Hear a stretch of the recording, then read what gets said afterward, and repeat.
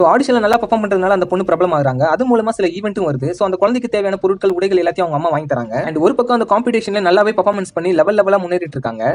தன்னுடைய குழந்தை சின்ன வயசுலயே இவ்வளவு பேரும் புகழ சம்பாதிக்கிறத பாக்குற அவங்க பேரண்ட்ஸ் ரொம்பவே சந்தோஷப்படுறாங்க. அந்த குழந்தையும் பார்த்து வளர்க்குறாங்க. இப்ப இருக்க வீட்டுல பொண்ணுக்கு கொசு கடிக்குதுன்னு சொல்லிட்டு ஒரு நல்ல வீட்டுக்கு போறதா இருக்கட்டும், அந்த குழந்தைக்கு சில விஷயங்களை பார்த்து பண்றதா இருக்கட்டும் சொல்லிட்டு 2 பேருமே பாசத்தை பொழிறாங்க. அண்ட் எகைன் ஹாஸ்பிட்டல்ல பிரசன்ட் டேல காட்டுறாங்க. அதுல பாத்தீங்கன்னா போலீஸ் ஆபீசர் வந்து இந்த மாதிரி போஸ்ட்மார்ட்டம் ரிப்போர்ட்ல இந்த மாதிரி இருக்குன்னு சொல்லிட்டு சில விஷயங்களை சொல்றாரு. அதை கேட்ட உடனே பேரண்ட்ஸ் ஆன கலையரசனும் அவங்க ஒய்ஃபும் ரொம்பவே மனசு உடைஞ்சு போயிடுறாங்க. சோ என்ன நடந்திருக்குன்னா, கலையரசனோட மகள் எதிர்பாராத விதமா இறந்திருக்காங்க. சோ அவங்க அடக்கம் பண்றப்ப கலையரசன் இந்த மாதிரி மனைவி கிட்ட சொல்லுவாங்க, இன்னைக்கு நம்ம பையனும் ஃபைனல்ல ப்ளே பண்ண போறான். சோ அதுக்காகவாச்சும் நம்ம போய் ஆகணும் அப்படின்ற மாதிரி 2 பேருமே ஃபைனலுக்கு போவாங்க.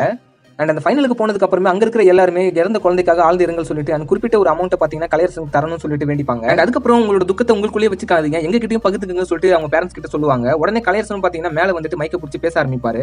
அவர் என்ன சொல்லுவார்னா, என்னோட பொண்ணு தானாலாம் சாவல, அவளை ரேப் பண்ணி கொலை பண்ணிட்டாங்க. அண்ட் முக்கியமா அவளை ரேப் பண்ணதே என்னோட ஒய்ஃப் தான் அப்படின்னு சொல்லிட்டு ஒரு பெரிய குண்டு தூக்கி